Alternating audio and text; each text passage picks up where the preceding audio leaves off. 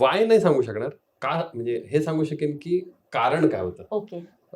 Y ह्याचं उत्तर माझ्याकडे आत्ताही नाहीये. कारण इतकंच होतं, की माझा जन्मच सिल्व्हरजनचा झाला आहे. लहानाचा मोठा मी सिल्व्हरजनमध्ये झालोय. आणि जेव्हा असा विचार केला, की आपण एखादी गोष्ट मांडतोय. मी लिहिल्या खूप काही स्क्रिप्ट्स आहेत. पण राजे सरांनी ही स्क्रिप्ट चूज केल्याचं कारण असं होतं, की म्हणजे त्यांना असं वाटलं, की ही गोष्ट मे बी मी माझी म्हणून मांडू शकेन.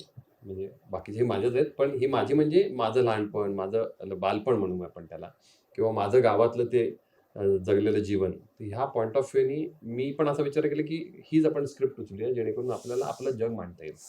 गावातलं लहानपण असेल किंवा गावामध्ये घालवलेले ते प्रत्येक क्षण असतील, आंब्यांवरती, झाडांवरती चढलेलं असेल, तर त्या गोष्टी कुठे ना कुठेतरी रुजत गेल्या आणि असा विचार केला, की आपण ह्याच्यातूनच आपण आपली गोष्ट मांडण्याचा प्रयत्न करूया आणि आत्तापर्यंत कधीच कोणी सुट्ट्यांचा विषय सांगितला नव्हता इतक्या करेक्ट. वर्षात. समर ऑफ 16 नावाची फिल्म पाहिली होती. हो.